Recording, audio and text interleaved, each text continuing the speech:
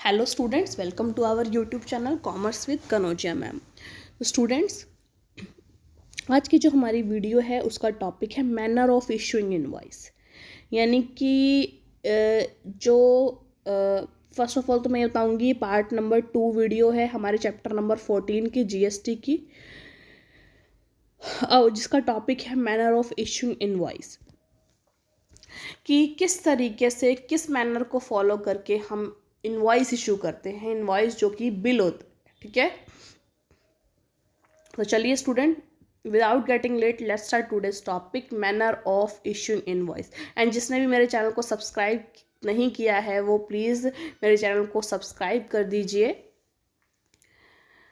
हाँ जी, the serial number of invoices issued during a tax period shall be furnished electronically through the common portal in form GSTR1।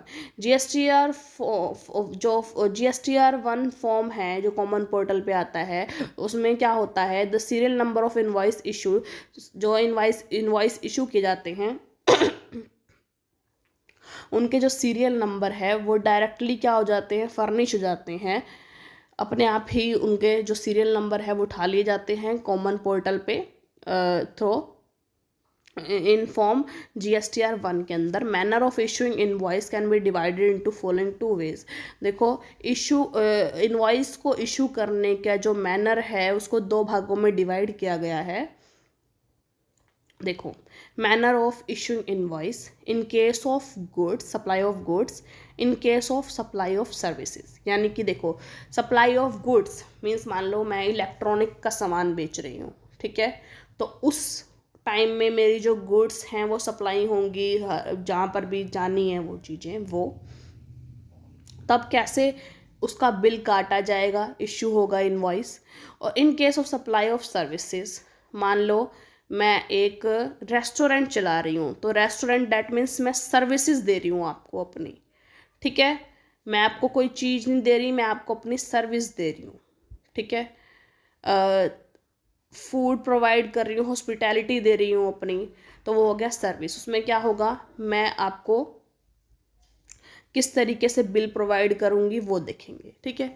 In case of supply of goods prepared in triplicate, इसमें invoice जो होगा वो 3 copy बनाई जाएगी, triplicate copy बनेगी, ठीक है। और अगर सर्विसेज आप सप्लाई कर रहे हो तो 2 कॉपी बनेगी, डुप्लीकेट कॉपी, ठीक है। तो देखिए, जो अगर आप गुड सप्लाई कर रहे हैं, ट्रिप्लिकेट कॉपी क्यों बनेगी। फर्स्ट कॉपी जो होगी ओरिजिनल कॉपी होगी। यानी कि देखो, जब आप देख रहे होते हो कि जब बिल कट रहा होता है ना, उसके नीचे जो मान लो ये पिंक वाला बिल है, यहाँ पे काट रहा है वो सेलर, ठीक है। इसके नीचे एक ब्लू वाला पेपर लगा होता है, ठीक है, कार्बन कॉपी के लिए ब्लू होता है या ब्लैक होता है। उसके नीचे एक वाइट पेपर होता है ना।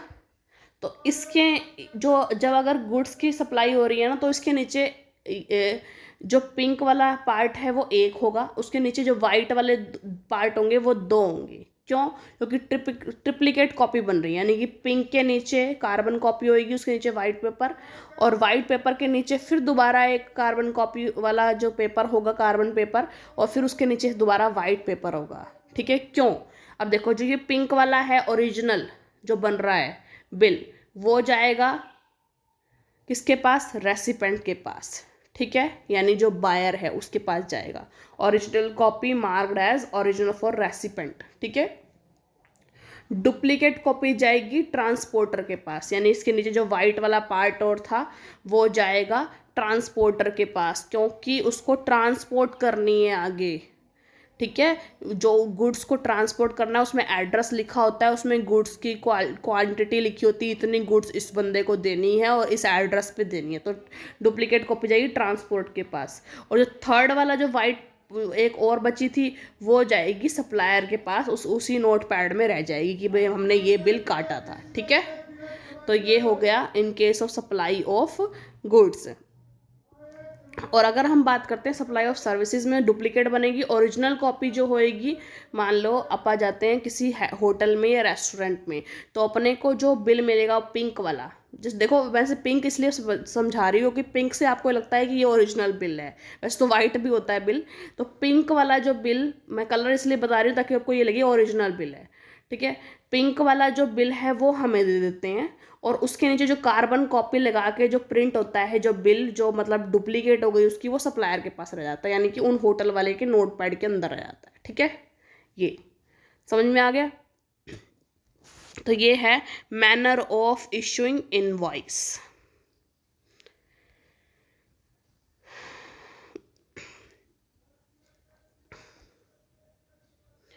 तो स्टूडेंट्स, इस वीडियो में हमने ये पढ़ा कि किस मैनर से हम इनवॉइस को इशू कर सकते हैं।